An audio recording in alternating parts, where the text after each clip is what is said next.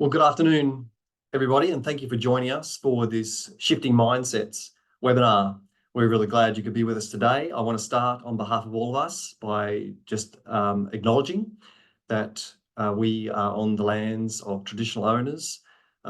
We are living, working on lands that were never ceded, and I want to pay my respects to elders past, present, and any First Nations people and colleagues that are on the line today.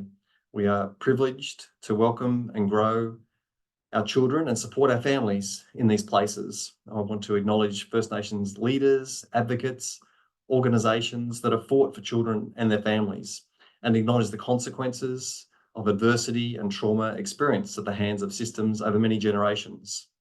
We acknowledge the resilience, determination, leadership, generosity, and innovation they have long demonstrated.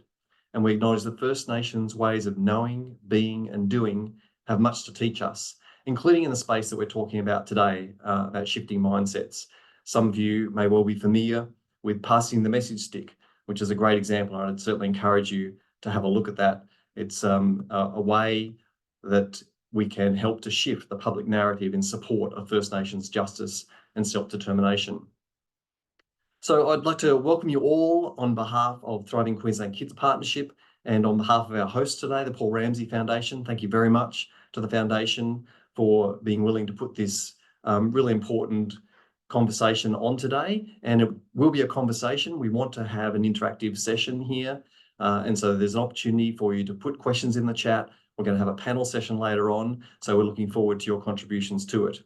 So as you will have seen from our information that we've sent around when you've registered, we are very much wanting to have a conversation today around addressing disadvantage and using words that can work to drive change for children and young people in that space.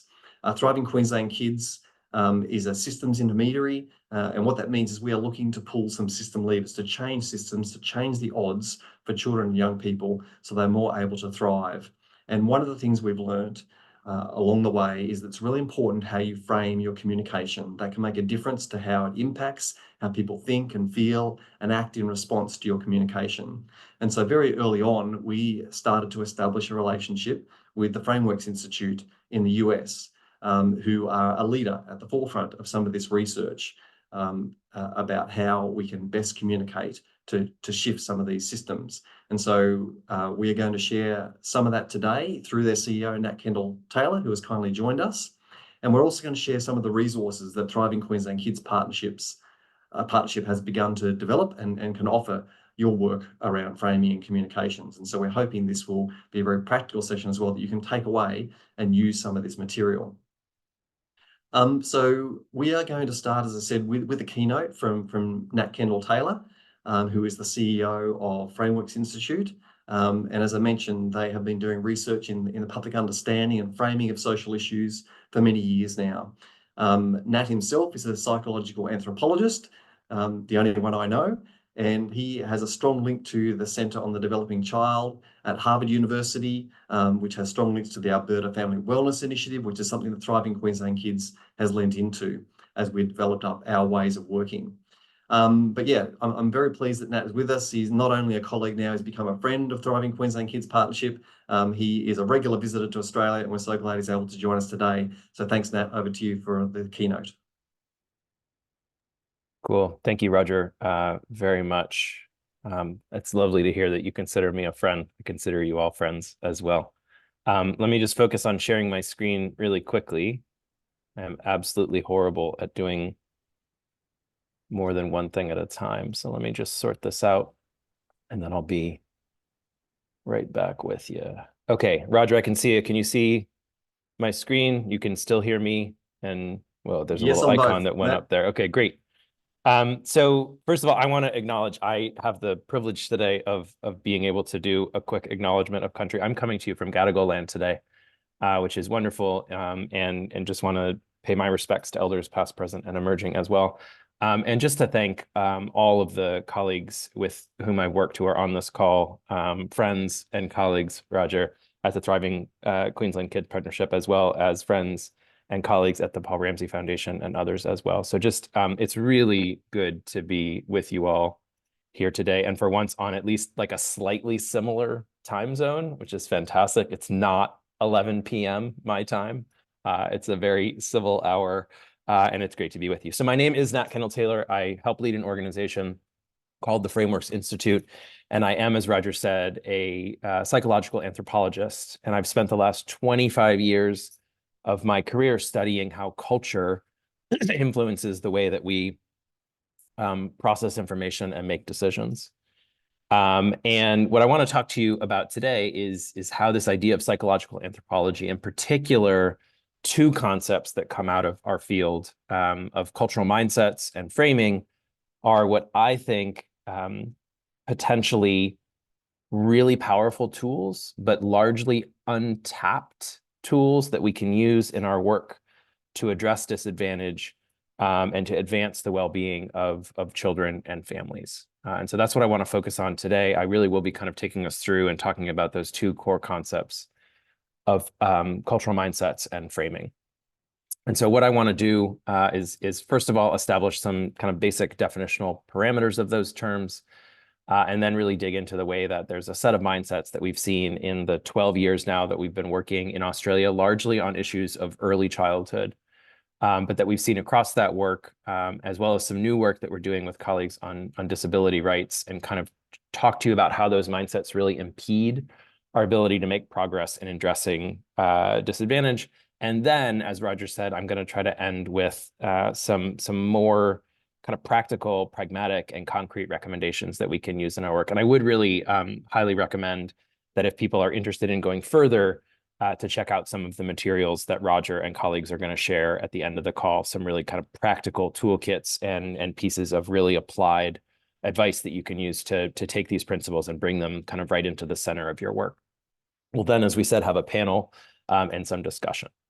So I promise that everything after these first two slides is going to be awesome, is highly likely to change your lives forever. But first, we have to do the really kind of boring and staid stuff around definitions. So when we talk about framing together for the next 90 minutes, what we mean are the choices that we make in how we present ideas. And these can be like really big, obvious choices, like the values that we use, whether we talk about justice and interdependence, the metaphors that we use to explain how things work, things like brain architecture or toxic stress or serve and return. But importantly for us here today, these choices are also smaller, more subtle, and seemingly insignificant. They're in things like the pronouns that we use, and whether we talk about they, them, those people over there, and we and our over here. They're in the verbs that we choose, and how something as seemingly insignificant as choosing one verb or another can have the power to extend and grant agency and control to groups of people or systematically deny it. So framing is about all those choices, big and small, and how they affect three things that I think each and every one of us on this call cares about a great deal and is trying to advance in the work that we do. And that is how people think about our issues, the way that people understand the things that we work on, how people feel about our issues emotionally, how people do or don't lean in and engage and connect with what it is we have to say. And then really importantly, how people act, what people are or are not willing to do as a result of hearing what it is we have to say. And I want to make this concrete here for a second. This is work that comes from our partnership with the Center on the Developing Child at Harvard University that Roger mentioned in the introduction, that I've been working with for the past 16 years. So this is an experimental survey that was done on the issue of child mental health. And here's how it works. There's 6,000 people selected in a way that is nationally representative of the United States population. Each of those 6,000 people gets randomly assigned into one of three different groups. So people randomly assigned into the first group are assigned or kind of read this value of collective progress and social prosperity that you see along the kind of the bottom of the screen there. So what this looks like is they would read about 80 words that describes a child mental health program. And the first word of that description sets or establishes, primes this values frame. So people would read something like, it's important that we do a better job of addressing children's mental health in this country because and we wouldn't say it in such a cliched way, children are our future, right? Their ability to have healthy and positive development is vital for our ability to move forward together as a country. People randomly assigned to the second group get this other value of vulnerability, again, that you see along the bottom of the screen. So they would read the exact same 80 words about the program, except that first sentence is different. So they would read something like, it's important that we do a better job of addressing children's mental health in this country because children are our most vulnerable citizens and they deserve our empathy and our compassion, and we must do better by them as a vulnerable and at-risk population.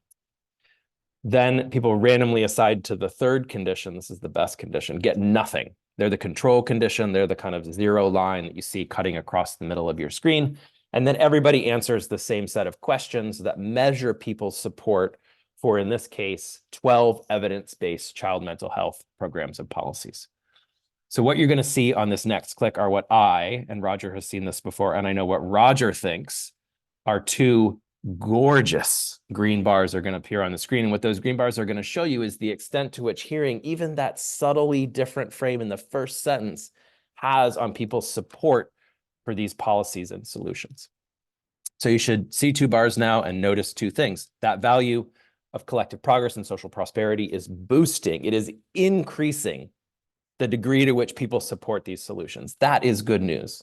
The less good news is probably what your eyes notice as they wander towards the right-hand side of the screen, which is this value of vulnerability is having the opposite effect. So not only is its effect 0, which is no message, but it is actually to a statistically significant degree making people less supportive, less willing to get behind these policies and solutions. So in a subsequent piece of research, the story gets, depending on whether you're in the sector or not, better or worse. We looked at all of the field's external-facing communications over a 3-year period. So all of the blogs and op-eds, press releases, and websites, and guess which value we found to be the lead frame in almost 90% of those communications. So this is a Zoom that does have to be a rhetorical question. It is the value of vulnerability. So we can see in retrospect that the field had been using a fairly shocking amount of resources and use those resources not only in a way that kind of wasted those resources, which would be no effect, but used those resources in a way that directly disadvantaged their goals as experts on this issue, as practitioners, as policymakers, and as researchers. So what this tells us, and now almost 50 years of framing research, is that what we have to say matters a great deal. Our content, our data, our ideas are of consequence. But there's this other thing that also really matters, which is how we say what we have to say, the choices that we make in how we present our ideas, how we position information. And now that everybody is, after that, after those gorgeous green bars, everybody is like all in and fully amped up on framing and how powerful it can be in our work. I want to dig into this, the slide that we see in front of us right now and talk to you a little bit more about how this works. And so one of the key mechanisms, one of the key ways that the choices that we make and how we present ideas affect these things that we all care about of thinking, feeling, and acting is through the activation of these things called cultural mindsets. So what are cultural mindsets? I'm so glad you asked. There's 4 features of cultural mindsets which are really vital for our ability to kind of realize their strategic importance as we are trying to build and advance well-being and address disadvantage. So first of all, these are implicit patterns of reasoning, ways of thinking that have their effect below the level of conscious thought. Second is that they are incredibly powerful in shaping how we see the world and make decisions in it. They are lenses that we can adopt that flavor and color the way that we perceive reality and the decisions that we make in that reality. Third is that we all have multiple mindsets that we can use to think about any given issue. Now, as an anthropologist, I'm professionally invested in the idea that none of these mindsets are right or wrong, but they can be productive in their ability to open up space for conversations, in their ability to help people see the potential value of new solutions, or unproductive in that they can shut down conversations, they can close off that space, they can lead people to reject ideas, and in some cases, they can create that backfire effect that we just saw on the previous slide. Last but not least, most important for us here today, is that it is those choices that we make in how we present our information that determines which of these multiple available mindsets gets drawn to the forefront, where it shapes and kind of channels our thinking about how things work and what needs to be done. So I'm going to give you a quick example here. This is a quick video from work that we have done in the UK on reframing issues of childhood obesity. So you'll see a gentleman who will come on the screen in a second. He's asked an open-ended question about obesity, about childhood obesity. He's then presented with a frame, and then he's asked basically the same question afterwards. And this video is wonderful and interesting for a bunch of reasons, but it illustrates each of those 4 features of mindsets that I just talked about. So the implicitness, the way in which they kind of flavor and color our thinking about solutions, the multiplicity of mindsets, and then their connection or their ability to be activated by the choices that we make. So this is pretty quick. I want you to just be on the lookout for the differences between the before and the after that you're about to see here. Here we go. And Roger, if this starts to play and you hear sound, maybe just give me a thumbs up so that I know that our tech is working. Immediately, I'm thinking that maybe the parents are coping with their children in maybe the wrong way. They're feeding them too much, giving them food to keep them immediately happy. What would you say needs to happen for child obesity to go down? Well, as I said, it's eating less and moving more, really. It just comes down to the things, the producers of food. If they're making stuff that's going to make us unhealthy, that needs to be addressed. To how the food is marketed, how aggressive that is, and how much it's particularly aimed at kids. So you could see, this sounds kind of facetious when I say it, but you could see the difference between the before and the after, right? So he goes from a very individualistic understanding and explanation of childhood obesity, in which he literally says it's about eating less and moving more, to a fairly sophisticated and scathing critique of the food industry. So multiple mindsets. The idea is that this gentleman has both of those mindsets, bootstraps individualism and what surrounds us, shapes us thinking in his head, and that he has been given a frame. In this case, he's been invited and asked to think about the idea that children live in food environments that has activated and pulled forward one set of mindsets and deactivated or backgrounded the other. So the other reason why, like, I've spent the last 25 years thinking about cultural mindsets is that not only do they kind of help us understand what our communications are doing and think about how we can use communications more effectively, but they connect to the process, to the project of social and cultural change in key ways. So we know that cultural mindsets can change. And this is really significant for a bunch of reasons, but one of those reasons is that when they do, so do the policies and structures that we have in place, by making certain things seem like common sense and other things seem like nonsense.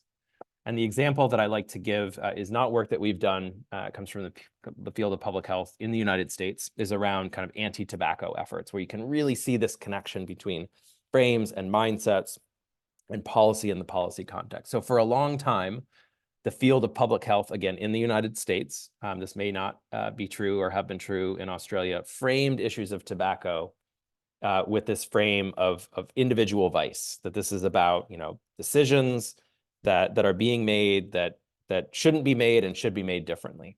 And when framed in this way, there is a clear and consistent mindset that is activated, this idea of individualism, leading people to kind of reason, well, then people should make better decisions, which makes a set of solutions, a particular set of solutions, make a whole lot of sense. Like, it's common sense then that we would support and demand educational efforts that provide more information to individuals so that they can make better decisions. But there's a set of solutions around policy and regulation that make no sense from this individualistic perspective. And this is really kind of the trap that the field was caught in that saw kind of slow to no change at the level of public policy and regulation. Now, through a lot of careful research and a lot of discipline around collective messaging and framing, the field shifted their frame from one of individual vice to one of defective products. Now, when that frame happens, there is a fundamentally different mindset that's activated, one around corporate malfeasance, consumer danger, and the importance of kind of responsibility to the public. Now, when this mindset kicks in and people are using this as the lens through which they are seeing reality and supporting solutions, there is a totally different set of solutions that begins to make sense. So from this mindset, things like policy and regulation, doing things to the producers of this dangerous product, begin to make a whole lot of sense. And this is really the shift that led to the dramatic changes that we saw in the United States and, of course, in other countries at the level of policy and regulation. And then just to, when I show this graphic to my staff, they always kind of have problems around the linearity of this. So just to make this a little bit more circular, realistic, and complicated, certainly there is a relationship here, a feedback dynamic that's going on between mindsets and policy, that it's not just that mindsets change policy, but policy and changing policies have both symbolic and actual, in terms of changing people's everyday lived reality, really a powerful effect and influence on the mindsets that we hold. So that's framing, that's mindsets, that's why I think it matters in your work. And what I want to do now is dig into these three mindsets that we've seen across our work in Australia as really kind of consistent impediments to efforts to advance solutions that address disadvantage, that we've seen as impediments to efforts that are trying to prime and work at the level of prevention, and against efforts that are really trying to, in serious, sustained, and meaningful ways, advance the well-being of children and families. And so the first is one that I've talked a little bit about already, this idea of individualism, the sense that the world is the way that it is, outcomes are the way that they are as an exclusive result of how hard people try, of the decisions they make, the willpower they choose to exert.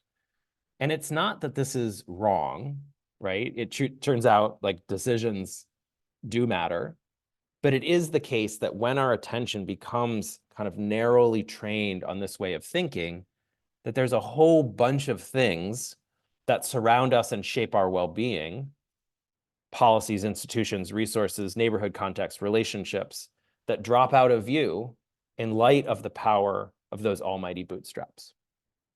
Second is this idea of fatalism, that the world is too far gone, that issues are too numerous, too deep, too dark, too dire, too on fire to do anything about. And therefore, when presented with another one of them, youth mental health, oh my goodness, we don't lean in and engage, we turn it off, we tune out, and we move on to another issue where we feel that there's some possibility of having a positive effect.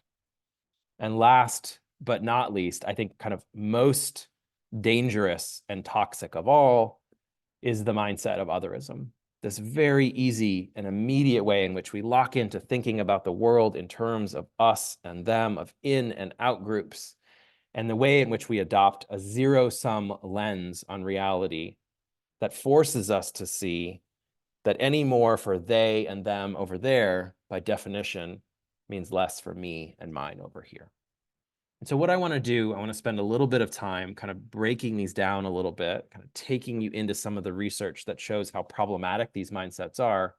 And then, as I said, we will end with a little bit more of a hopeful picture around some of the strategies that we're seeing as potentially powerful for shifting these mindsets. And so I'm going to start with individualism. I'm going to tell you about one of my favorite studies from two social scientists who are really interested in framing, and they're interested in how priming people to think about the idea of choice influences people's support for social policy, particularly around inequity and disadvantage. So what they did is they formed a sample of respondents, and they asked these respondents to do two things. They asked them to read a story in which the idea of choice that an individual was making was kind of the prime feature of the story. And then they asked people to journal or reflect on their own choices and how their own choices had led to the outcomes that they experienced. Then there was a control condition who read some totally unrelated piece.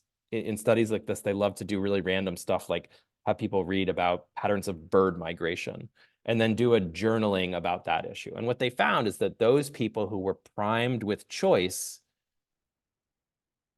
had lower support for policies addressing a disadvantage. They were less concerned about inequality. They were more blaming of quote unquote victims, and they drastically underestimated the role of social factors in people's positive outcomes and success. And they looked a little bit deeper here and found that the mechanism that was explaining this was this mindset of individualism, that priming people to think about choice activates the mindset of individualism and leads to these reactions, these responses that you can see that I would say like fairly directly impede our ability to address disadvantage and advance equity. So there's these really nice, tight relationships in social science between what happens when people see a problem at the individual level, and when a problem is kind of framed or seen at the individual level, the response is that people look for individual solutions. They see better decisions and more willpower as the answer, and really focus their perspective on fixing the person. Now, when people are able to kind of see a problem at a more social, kind of what we call a structural level, there's a bunch of very different types of solutions that people get to, which are kind of more social and public in their orientation. People can see the importance of better services, of better supports, of changing the system. And instead of focusing on fixing the person, instead of seeing broken people, people focus on fixing the system and see broken systems as the issue. The problem is that currently our work shows, and other people's work shows, that these are wildly out of whack in terms of their balance, that this individualistic problem orientation is much more robust than the systems and structural one. The problem is that we unintentionally activate individualism all the time. Every time we tell these episodic, what are kind of called these close-up stories about an individual making choices and exerting willpower and showing their perseverance as the reason why outcomes happen, we fall into this trap. Every time we tell heroic stories about that one special person, and it's always against all odds, who made the difference in some outcome that we care about. And every time these verbs of choice, control, decisions are the prime verbs in our stories, we activate individualism and allow it to kind of gain ground in people's thinking about social issues. So I found this piece on, I'm doing a lot of work in the United States right now on youth mental health.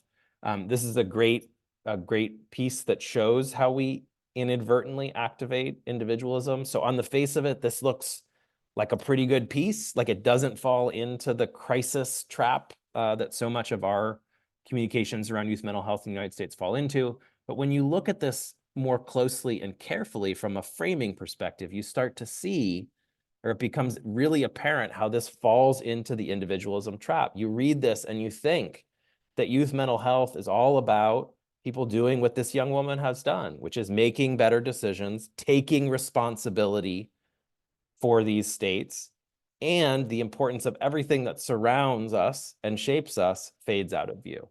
And just so you don't think that this is an exclusively US phenomenon, these stories exist in abundance in Australia as well. So fatalism, and to show you the problems with fatalism, I want to go to a piece of work that we did a while ago in the UK on issues of child abuse, child maltreatment, child abuse and neglect. So in this work, through a lot of research that comes before the experiment that I'm showing you, we found one value in particular that was helpful in kind of boosting policy support and kind of creating more systems thinking, which was the value of social responsibility, the sense that we, as members of this society, bear and hold responsibility for the well-being of our children. And when kind of primed in that way, you can see these positive effects. Now, we took this kind of largely successful value and we did to it what most communications and messaging in the UK around this issue does, which is we dosed it with a heavy sense of kind of crisis and problem. We did the two things that the field consistently does every time. So facts about prevalence and a short story that illustrates how horrible and awful this situation is. And when, whoa, those balloons, that was really weird. Did everybody see that? That's never happened before. I think I have to watch out how I'm using my hands here. Apologies. That isn't even the punchline. So when we added that kind of prevalence and severity to these otherwise effective messages, you see the effect of that value just kind of dwindle and deplete. That framed with an overwhelming sense of the problem, people's sense of fatalism was activated and their support for solutions completely evaporated. Like I said, there's a pattern here. Hopefully you're seeing this. We do this unintentionally all the time, right? So every time we overuse and overload on this idea of crisis. It's so interesting in the United States. I don't know if it's the same thing here, but there is a consistent and predictable word that always follows these days youth mental health, and that is crisis, right? The whole issue has been framed as one of crisis. Every time we do that, we activate fatalism. Every time we use our stats to illustrate the extent and depth and depravity of the problem and put that on repeat forever, we invite fatalism into people's thinking. Every time we focus on problems with zero indication that there are positive outcomes that are possible, let alone give people a sense of what they look like, we create space for fatalism to take root. And again, so just so you don't think that this is an exclusively American thing going on, I built the following graphic in like under 5 minutes through a simple search of youth mental health in Australia. So these are headlines.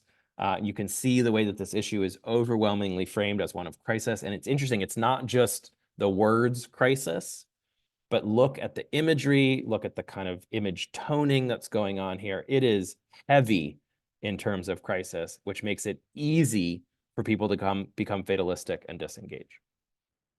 So last, but again, certainly not least, the one that I think is most problematic and also most difficult from a framing perspective, otherism. Now, we know from a lot of research that otherism, when people are using this mindset of otherism to think about social issues, there's a set of things that happen. So first of all, as soon as we can see a problem as being their problem, not our problem, support for the use of public funds, the support for public policy to address what are their problems with our resources, absolutely tanks. Second is that when we frame in this way, we inadvertently reinforce stigma and dehumanization. We allow groups to be seen as fundamentally different from us. We characterize them as outgroups. And there have been cases where people have shown that by activating otherism, you can actually make people see people from other groups as less human, a process that in the literature is called dehumanization. And last but not least, when we characterize whole groups of people around their vulnerability or their risk profile, it actually harms people from those groups, right? It actually enforces and characterizes and changes people's perception of themselves and their groups to the point where research has shown that groups that are consistently labeled as vulnerable experience negative health outcomes as a result of that framing. And again, we unintentionally do this all the time. Every time we label whole groups of people by a characteristic of vulnerability, we fall into this trap. Every time we remove agency and we talk about groups of people as things, as groups that things happen to, we allow othering and otherism to come in. Every time we use this kind of distal they, them, those framing, we allow this to happen. And every time, and I see this one all the time in work of nonprofit organizations in the United States, every time we fall into this kind of savior saved positioning where we are doing things to help them, we activate this othering, this otherism, and create real difference between groups and how people see groups. So I realize I'm kind of looking, I can see Erin's face and Roger's face. Like this is like pretty heavy by this point. Erin's, I don't even know Erin, but she's nodding her head. And like there's a tendency to hang our heads at this point. And you know, if there's a door, there's probably people who are running for it to get out of here. So I wanna like pause for a second. I want everybody to hear this. Because it may be the only time that you do in 2024. There is good news, right? The mindsets that we hold, culture as a system is not just a set of impediments to ideas that advance inclusion and create a more just society. Each of these mindsets has a counterbalancing mindset. So individualism, bootstraps thinking is certainly there, and we can all kind of nod our heads and see it in various ways that people make sense of issues. But there's also a robust sense of contextualism, which doesn't have the same ring to it as individualism. I realize that. But this is the sense that what surrounds us shapes us. People's ability to see the importance of conditions, of environments in shaping outcomes and well-being. There's a counterbalancing mindset to fatalism, which is one that allows us to see the kind of way in which change and progress can happen through innovative and pragmatic efforts. And believe it or not, there is a counterbalancing mindset to otherism, which is the sense of collectivism. There is a way of thinking that gets us to a we rather than an us versus them perspective and mentality on the world. So what I want to do is take you really quickly through a set of framing strategies that we're seeing kind of emerge across our work in Australia, in the United States, across issues as being effective and potentially really powerful. And I'm going to focus my time on this first dimension of cultural mindsets. And if we have time at the end, I can certainly talk about work that we're seeing that's showing some promise on the fatalism and the otherism continuums here, but I really want to focus on individualism because I think it is really a significant, these are all significant blockers to attempts to address disadvantage. But this one, kind of the inability to see systems and structures and contexts as being important, is a major impediment to efforts to advance equity. And the kind of orienting, the kind of overarching strategy that we need to think about is how can we use our communications?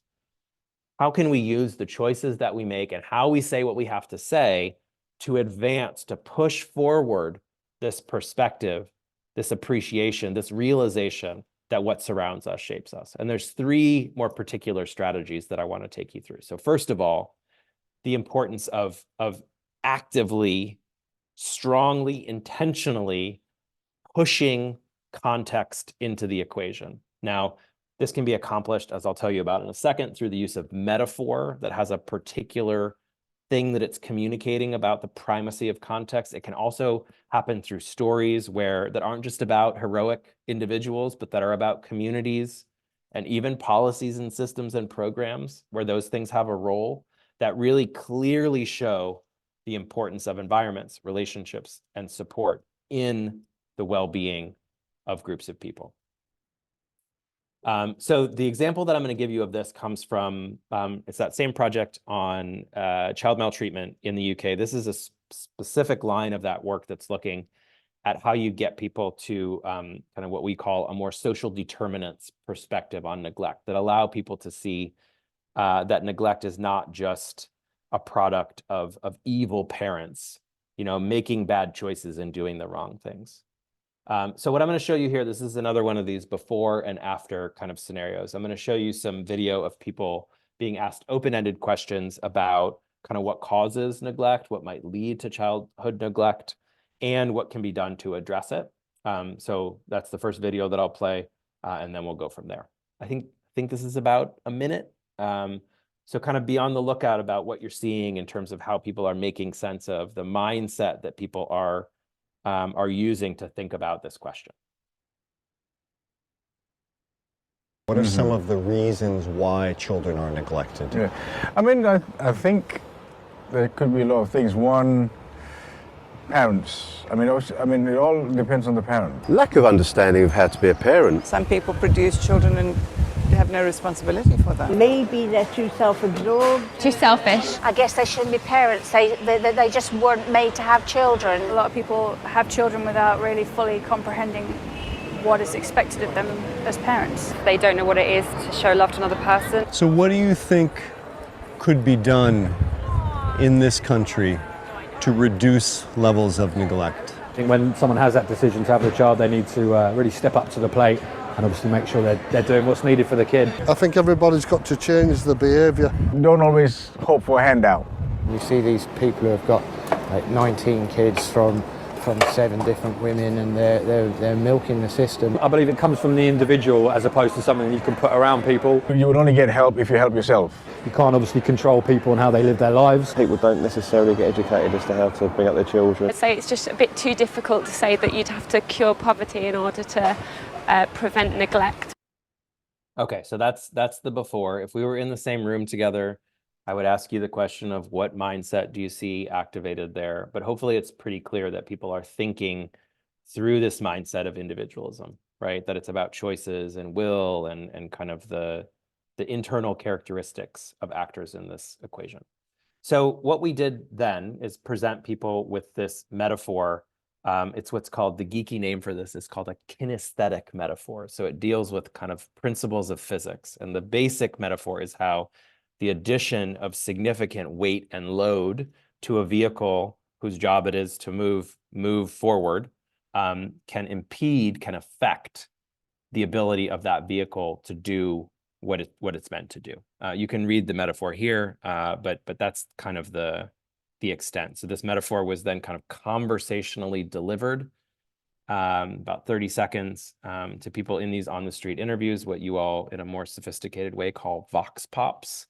And then we ask people basically the same question you'll see in an after scenario. And I want you to be on the lookout for the way that this conversation looks and feels and sounds really fundamentally different from what we just heard.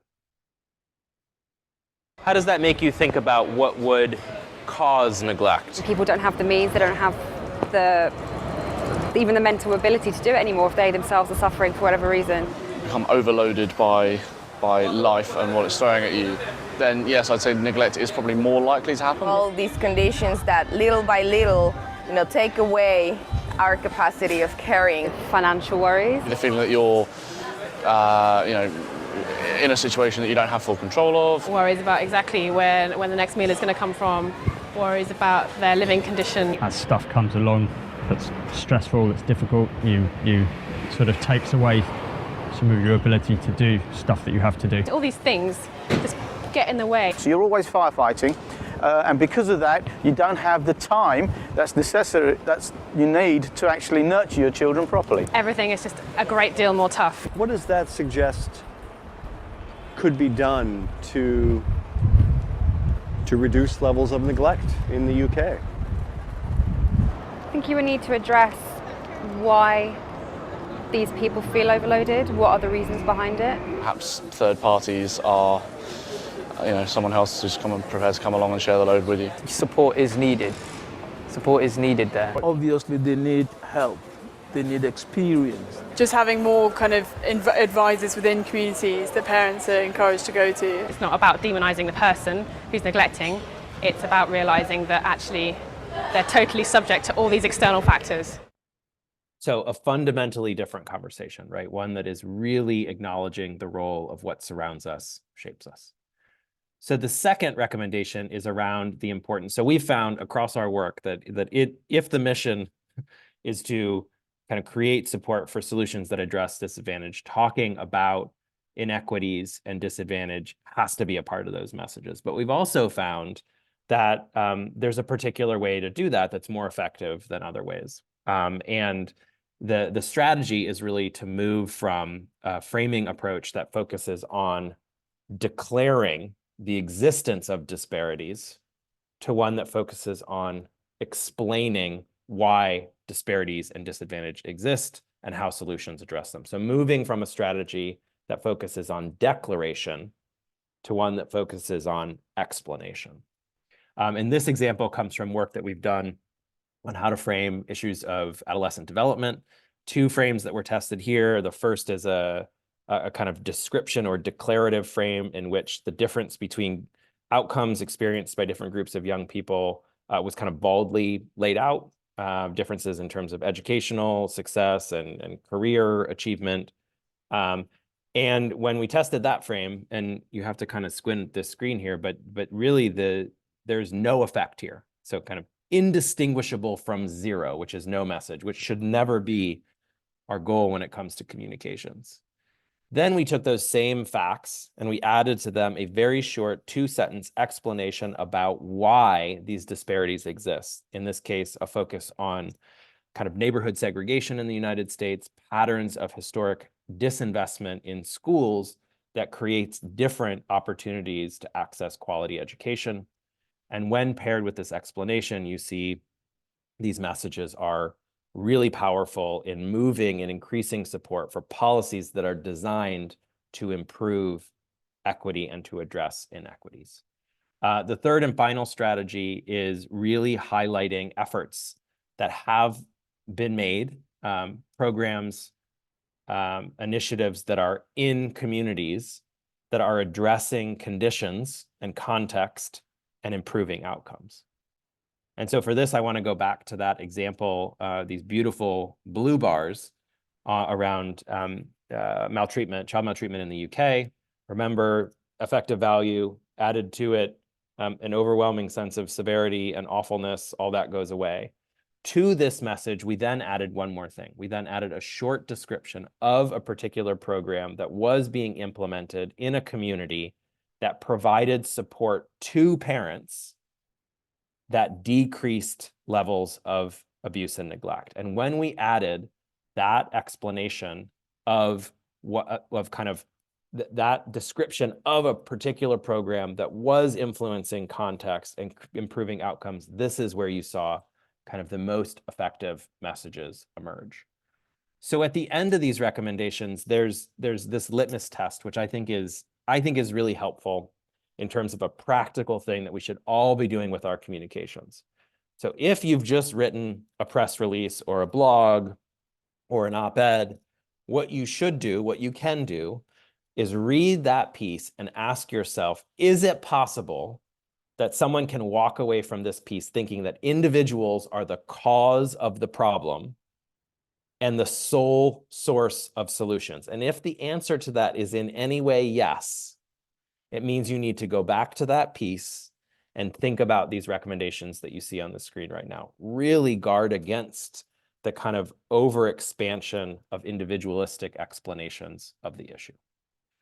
And I'm going to end with just one thing that I think is really important. We've got great people on this call right now, and it's important that I make the point that effectively framing to shift mindsets isn't just about framing strategies.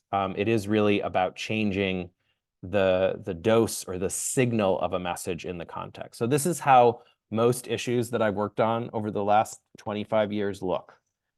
You've got a different narrative that's being told about, so in the early child field in the United States, about health and about child protection and about learning and education and about parenting and about mental health, and they're all kind of using really different strategies and narratives.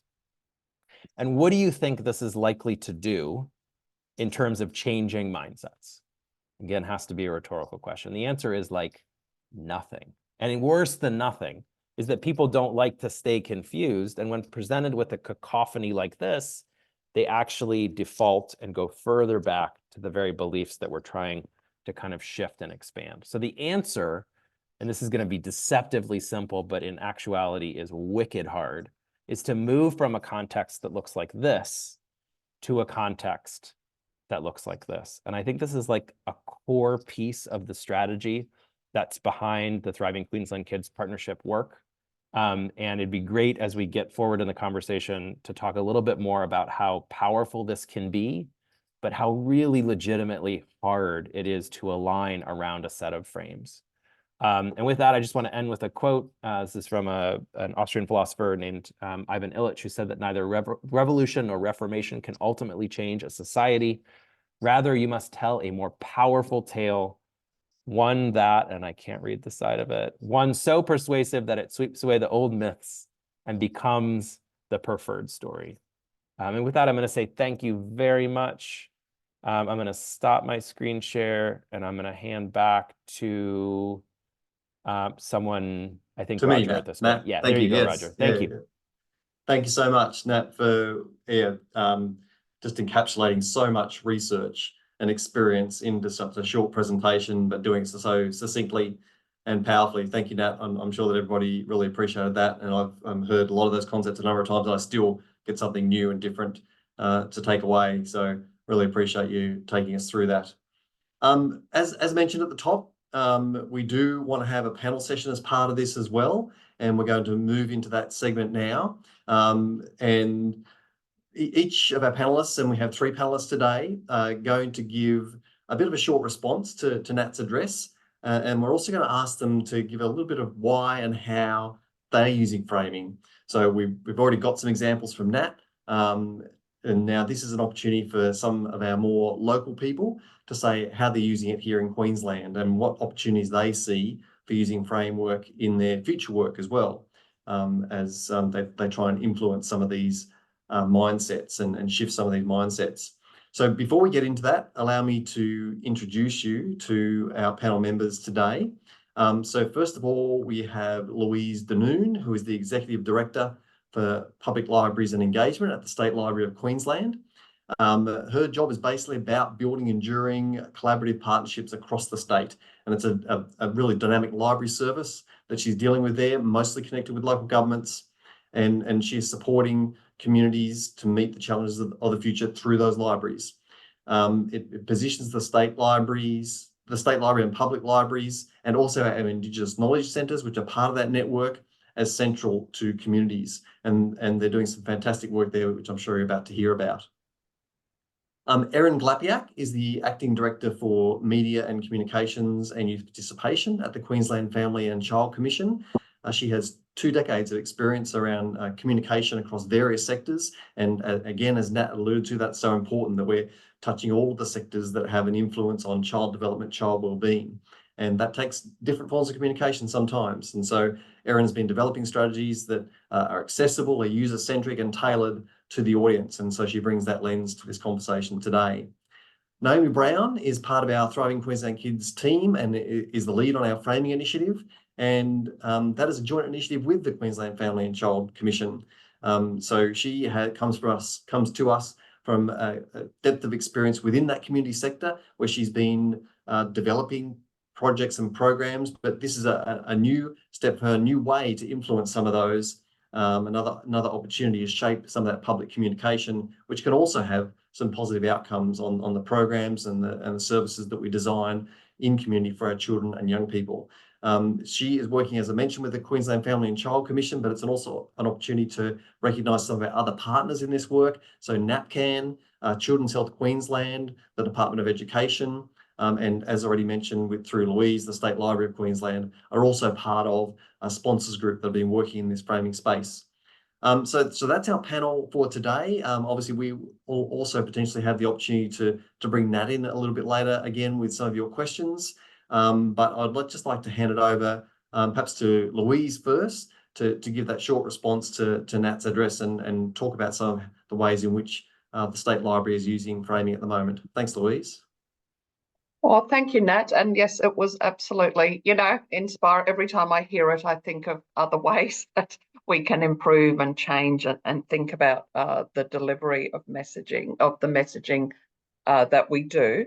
So we've been working particularly on the First 5 Forever program that we do around early childhood in public libraries. And I think probably all of those things which you talked about was how we secured the funding, which was we said there was a crisis. Our results of early childhood weren't good enough, and public libraries could help be part of that. That if parents just got the messaging, and that othering. So it's been an incredibly successful program, and communities and libraries love it, and people are coming.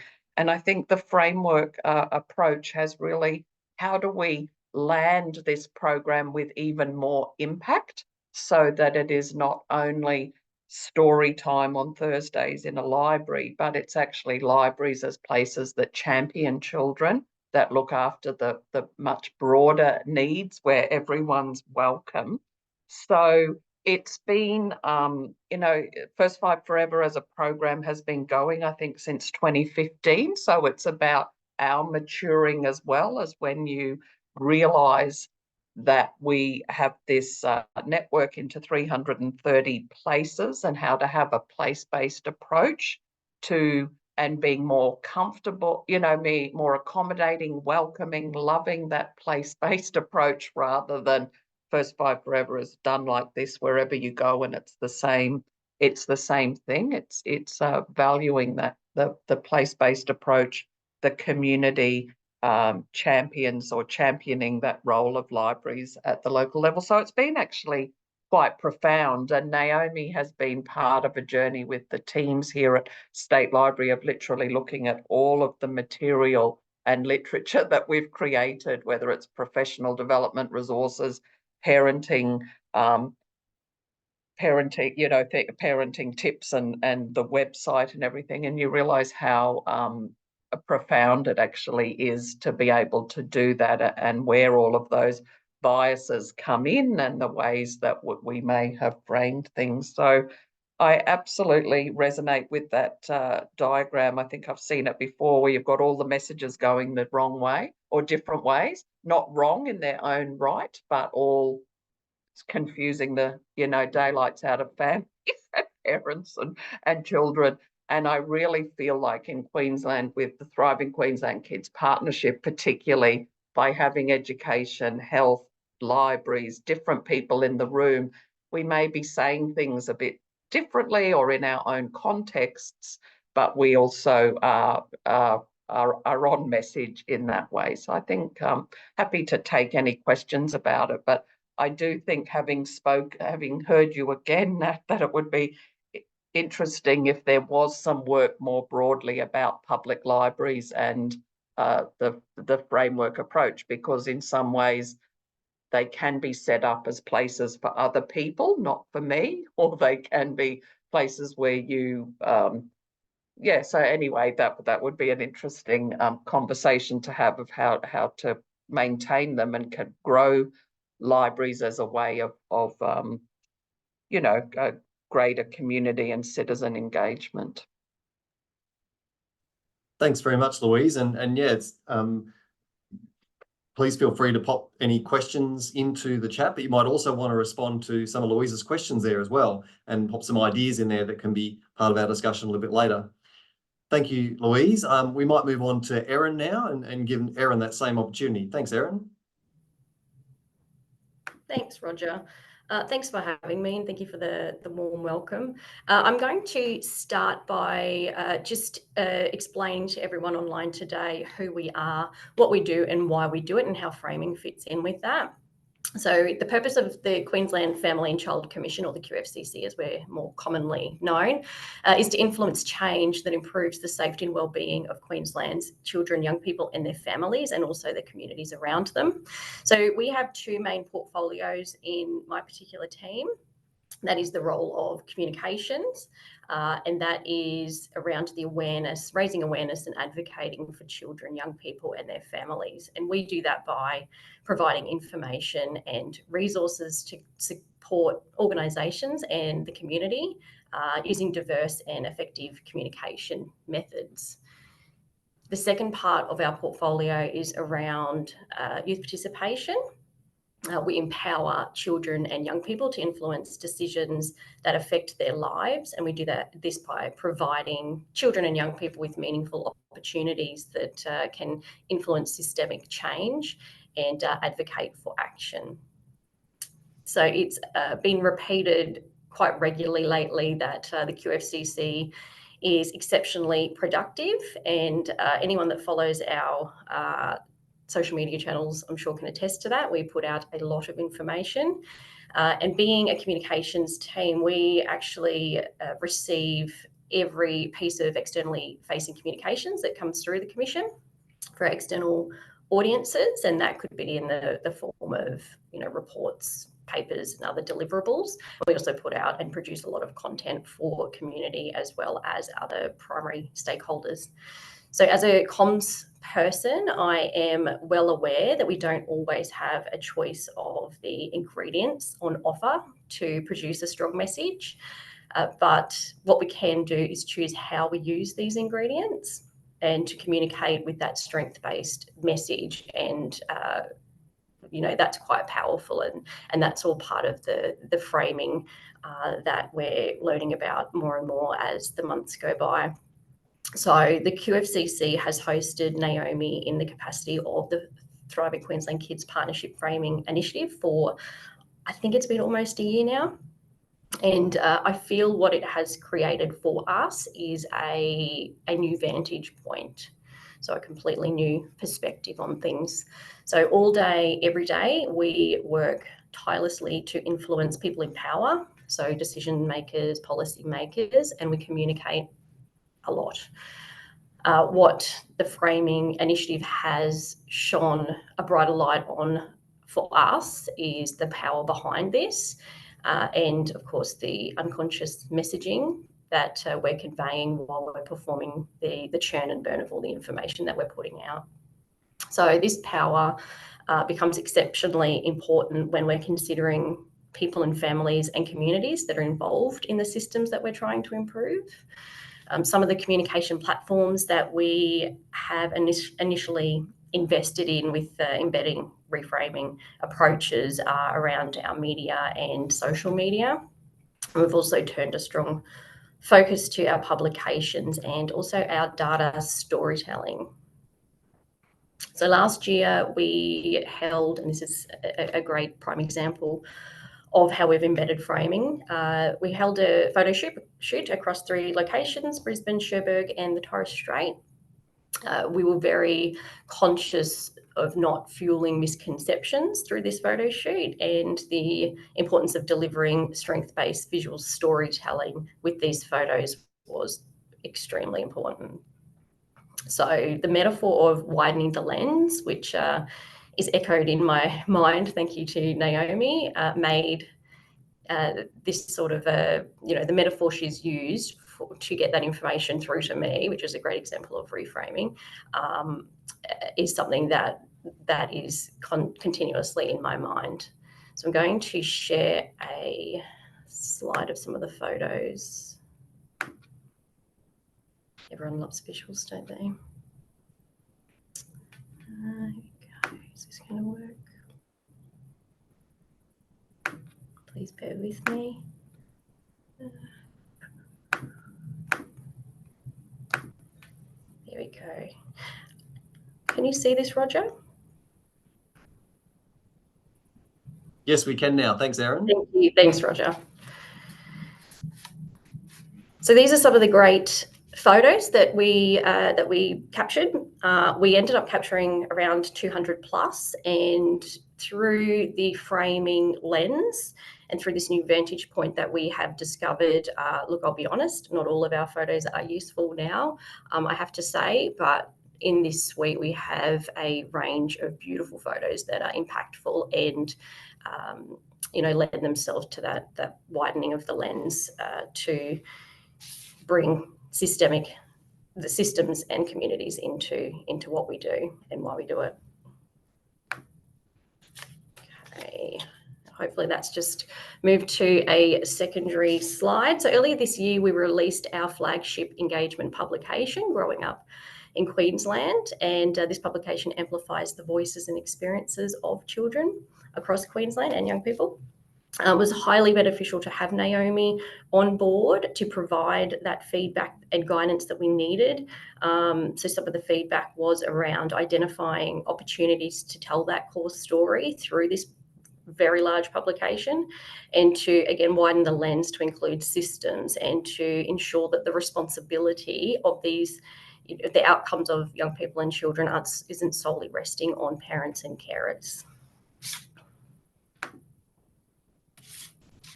So the data sourced from this Growing Up in Queensland publication was used in a new and innovative way this year. And we produced an online resource in the shape of this data explorer that's currently up on screen. So our venture into data storytelling has given rise to a whole new array of framing considerations. So including a growing awareness around the impact of delivering data without depth of a narrative to accompany it. So this knowledge actually led to a decision to delete some of the data that was originally found in the publication, and that was simply due to the lack of capacity for, the system improvement narrative to be included into this data explorer. So yeah, it's definitely opened our eyes to what we say and how we say it. And finally, I just wanted to touch on our youth advocate cohort of 50 plus. So these young people advocate for topics that are very important to them, some with lived experience, most with lived experience. And knowing the importance of framing, we actually held a training session, I think it was 2 weekends ago, to create that awareness of framing for these young people, and to plant some seeds around how they refer to young people when they're advocating for young people. So NAPCAN, we actually partnered with Oliver and Alice, came up from Sydney and held the session, and it was extremely successful. Thank you, Roger. Thanks very much, Erin. Some really great practical examples there of how some of this framing work is influencing some of our communication, and good to see it infiltrating that data as well and the stories behind that. Thank you. Naomi, I think that Erin has kind of started your story, and it's great to hear how tightly knit you guys are working as a team. That was always the intent when we formed this partnership with QFCC. But yeah, over to you to tell us a little bit about your experience. Thank you. Yeah, thank you. And I'll just take a short time so we've got enough time for some questions, because I'm sure there is some. But yeah, thanks so much. It's really great to hear, Nat, your presentation again around those 3 big mindsets. And then we've been combining that knowledge with some of those really specific Australian-based toolkits and research that's been done around early years and parenting in our initiative for Thriving Kids Queensland. I wanted to share a little bit about the Thriving Kids because it creates the context for the work that the strategic framing initiative that I'm leading is doing. As Thriving Kids have a very optimistic vision to see positive change for all Queensland children, and we really realise that's going to take time, and it's going to take working together with a broad group of people. And having State Library Queensland and QFCC with us is an example of some of our strong partners, but we have a broader group as well that we're working with.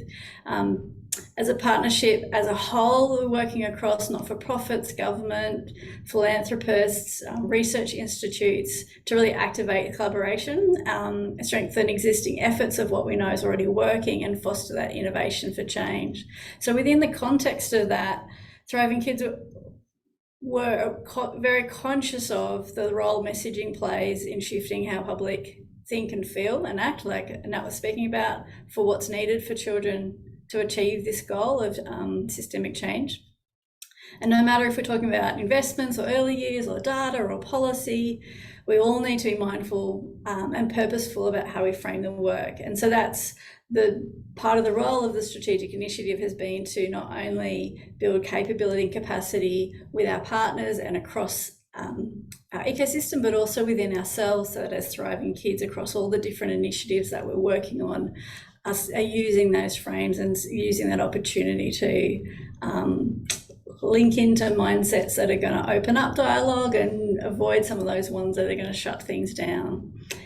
And So with that, we launched last year, nearly a year now, and we have a great group of people working around this initiative. The sponsor group, I think Roger's already introduced some of the key partners in the sponsorship group that provides a guidance and strategic lens of the activity. We've established a community of practice where there's a core group of 15 or 20, but a wider group of about 50 leaders, practitioners and communicators that are working together and sharing learnings and challenges. And we've also been able to engage frameworks as a bit of a critical friend for key points in the initiative, which is a fantastic added value to this work.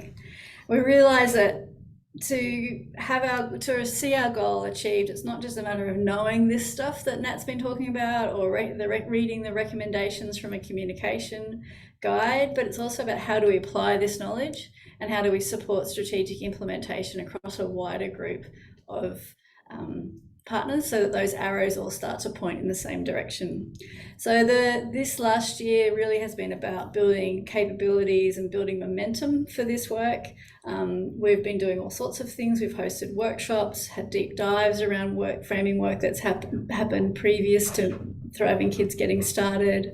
We've got study groups going. We've had some time, taken a fair bit of time listening to our partners and collaborators as they share their challenges and what would support them and what are they passionate to see change in the way the communication happens across various spaces. Through the COP, there's been mentoring. Members have brought pieces of work together and come together and go, oh, I send out something around sleep. Oh, so do I. And like 3 or 4 different organisations are all doing some version of text messaging to families around sleep. Like, are we using the same language? Are we providing consistent messaging around those things? And they've gone offline and worked on those things together, which is really exciting. We've had a few opportunities to start on some public communications to build a consistent message and saturate public channels. We picked Children's Week last year to start learning on how to do that. It's quite an effort around a wide group of stakeholders, but then we've worked closely with individual partners like State Library and the QFCC on the work that they're doing. And so we're recognising that Thriving Kids is well positioned as QFCC is to respond to strategic opportunities like requests for input in key strategic strategies or working with policymakers or consultations, delivering papers. And so you can see in some of Thriving Kids work now more and more of the language being used is using those frames that we're learning are going to be one that drive change and bring up the support rather than diminish it. So it's a learning curve for all of us, and we're continuing this work to really deepen our reach and impact, and we're really wanting to see some champions come up further from what we already have some, which is fantastic. We want to build that group of champions so that it becomes business as usual to refer back to this way of thinking in the framing, as well as to work together so that we've got those messages directed at priority areas that we've identified for this year coming. So I don't want to speak too much longer, so we do have this last 15 minutes for Q&A. I just thought we will share at the end a list of some of the Australian-based toolkits. They're quite a useful starting point, but as I said, it's a starting point. And with that, we'll share an invitation to link in with Thriving Kids and our initiative to build some support. We've also have a repository where we've been building up a body of examples and case studies and links to the different metaphors that have been found to be powerful in explaining piece. And I think that for me, that piece around the way we order things in such that it's actually explanatory to rather than trying to be a persuasive piece of communication, but be a piece of communication that explains what some of these complex social concerns are and what drives both the negative outcomes but can drive the positive outcomes is a really key piece for me. I come from a professional background that gave me a strong legacy of that language is important. It can be the way we use our language can empower families and communities. And I've really been excited by being introduced to this work to show that it doesn't negate that. This piece around framing and thinking about cultural mindsets adds another depth of layer to be able to actually see that public influence on areas that, as Roger said, I come from having worked in not-for-profit, we've been very aware of what some of the issues are, what the roadblocks are. But this piece of work, I think, has elevated the way I think about communications, and I see this fantastic opportunity when people like Kirsis, like Louise and Erin and others are taking this on board and seeing change. I'm really looking forward to being able to track and see some shifts and changes as we go forward, and that we'll leave a bit of a legacy of well-framed work. People, business as usual, they might even forget that it ever came from framing. It just always is the way that they start with all children now and forever, all these different pieces of framing or thinking about the way we talk about our work, that widening that lens piece. So I will stop there so that we can have a chance to offer the audience some questions to any of us, including Nat, but I'll hand back to Roger. Thanks, Naomi, and thanks for mentioning some of those resources that we're going to share at the end here, and the slide that we used to do that we'll also share outside of this session as well. Yeah. And I just might flag with our panelists that the second question I'm going to ask is just whether there are any particularly helpful tools, resources that you come across that you might point towards amongst that collection or otherwise. But the first question I'm going to pose is back to Nat, and we've got a question, Nat, around this doom scrolling idea. And the fact that, there is definitely a trend in social media and other media outlets as well, where people are drawn into the content that sparks rage and hate and anger and all those sort of things, which, we can imagine would play into some of those mindsets that can be barriers for us that you mentioned at the beginning, the individualistic frame and the otherism and the fatalism, all of that you can see connections with. But I guess just how does that fit in, and how do we respond to some of that, Nat, if you've got any ideas on that? Yeah, I mean, I think the important thing, I don't know whose question that was, but it's a great question. And I guess it kind of makes room to make the point that these three mindsets are not there by accident, right? They're there from a steady and heavy diet of frames and experiences that we have that reinforce them. So when you are presented with 1,000,001 stories that talk about how dire and on fire things are, that don't present kind of equally robust senses of solutions, it just exercises that muscle of fatalism. Think about how we go about our lives and how many cues we receive on the daily about individualism, right? It's in every advertisement you see, it's in every movie that you watch. And so I think there's like a version of that which is like, wow, that's heavy and depressing, which it is.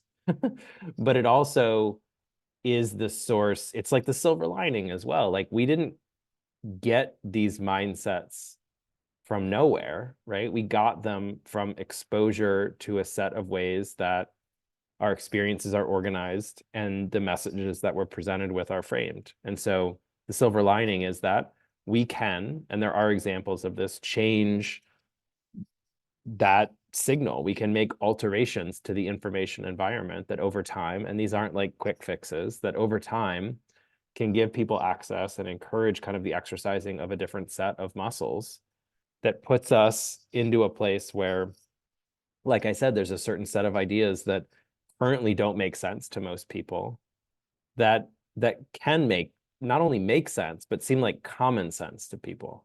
So I think this kind of like doom scrolling, there are a number of different ways that social media is set up and kind of news framing happens in ways that reinforce this trifecta of mindsets. And I realize that's kind of like overwhelming and gets heavy really fast, but there's also in that heaviness and overwhelmedness is the kind of like, sounds cheesy, like the ray of light and the optimism that shows us that you can change signals in the information environment, and that when you do, that is how mindsets change.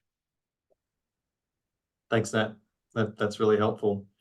So yeah, as I flagged, I want to give the panelists a chance to identify any particular resources, tools that they've kind of found really useful on their journey into framing.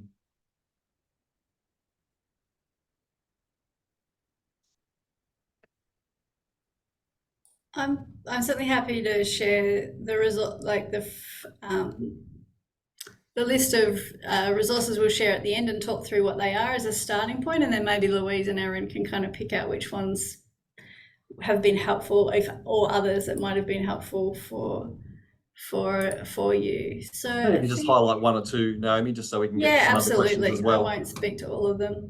Thank you. I think when I started this journey, certainly the Frameworks Institute suite about Framing 101 was a great thing that I kept coming back to when I wanted to re-listen to those learnings. For us in our work at Thriving Queensland Kids, the core story of the Early Childhood Development and Learning Toolkit, which is a telethon kids resource, is quite foundational and comes with various things. There's a nice little quick communication guide and 6 short 30-minute webinars that are actually very easy to engage with, and I have found that's been a really foundational start and useful for the particular topic area that we are often speaking about. There are, of course, other areas of framing that you'll be interested in. For those on the online who might be interested in housing or homelessness or young people, and so there is, under frameworks, you can search for those kinds of things. But they're the two that stand out for me that I kept going back to. Yeah. Thanks, Naomi. Any other, Louise or Erin, did you want to jump in at all? Any that work for you? I think for us, the core story, that one, that's been used a lot. And I think how we are, going back to that all of the time and thinking about it. We've just been doing some work to redo some of those foundational documents with Thriving Queensland Kids and using the before model in Tasmania, the before resources in Tasmania, and seeing how they could be applied.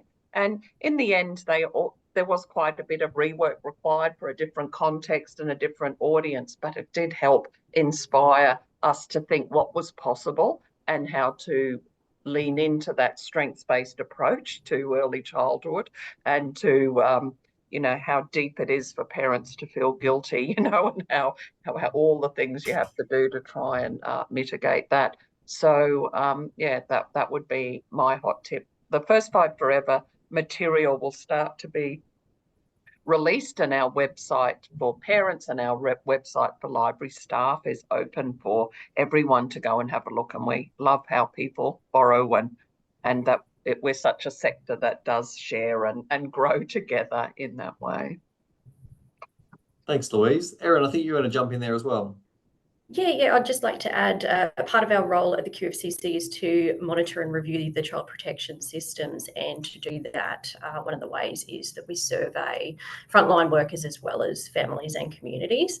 So data is big for us, and we are looking at new ways to present that, as mentioned earlier with the Data Explorer. So I would say data framing, that fact sheet has been quite helpful for us. So all around the order matters, of course, and less is more, and of course the highlighting the structures and struggles, which I touched on earlier.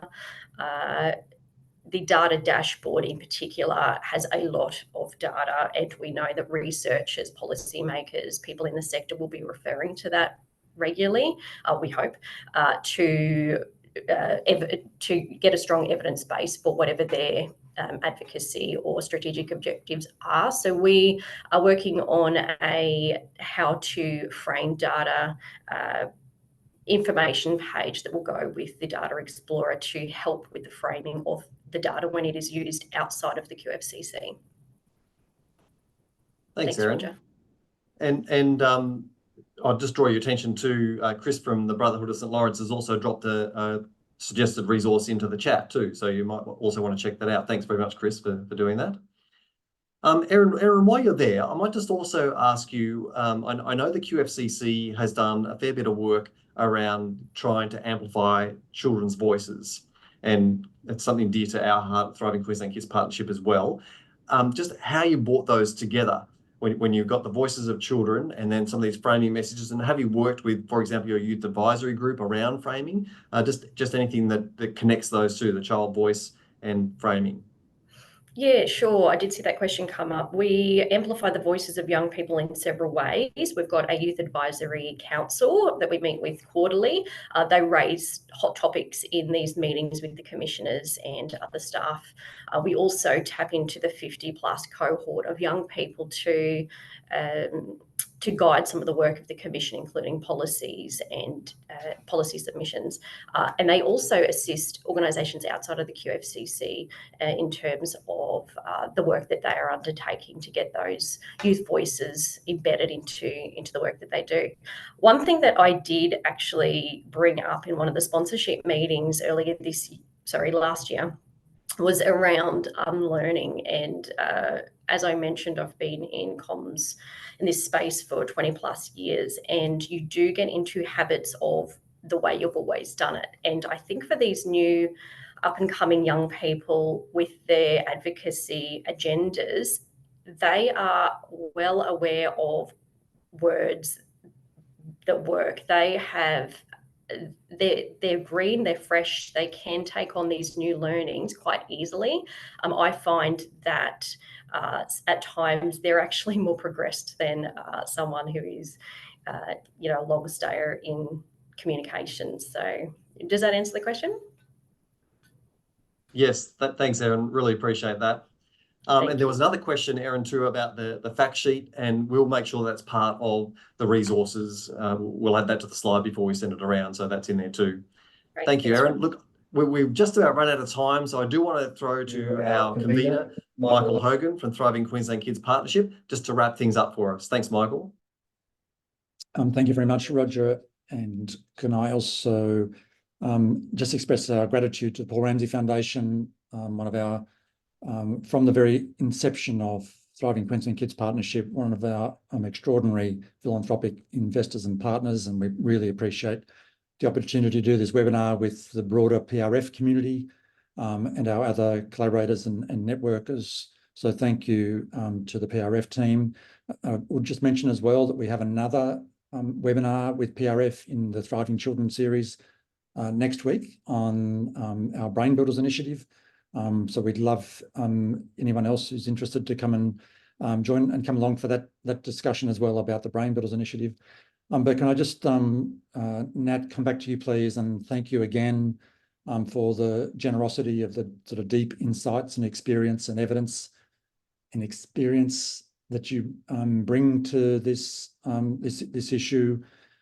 You, as Roger said, every time you present and talk us through the science and experience, we continue to learn from you, and we really appreciate the willingness of Frameworks to be our coach and critical friend for the strategic framing initiative, and the ways in which you help us challenge and check and unpick and explore and test framing, not only for the Thriving Queensland Kids Partnership broadly, but in these particular initiatives. And I want to acknowledge and thank Louise too, and Erin for sharing those examples, and Naomi for the outline that she's provided of our work to date. In this phase of Thriving Queensland Kids Partnership, we're hoping to whet the appetite and to be able to demonstrate this through the sorts of examples that Louise and Erin and Naomi spoke of the power of a strategic and evidence-based approach to framing, to messaging, to narratives. For the next phase of Thriving Queensland Kids Partnership, we're really hopeful we can go deeper, broader, and to scale with this work. So if the work that we've touched on today whets your appetite, then please get in touch with us either through Aracy, who are our host, and Auspice, or directly to us at the Thriving Queensland Kids Partnership or via PRF. We'd love to talk to other colleagues from around Australia who are committed and interested in this work. We really appreciate the contributions and interest of so many people who have been engaged with us over the last couple of years, and we really look forward to working with all of you as we go forward to help Queensland kids thrive. Thank you very much, everybody. Thank you. Roger.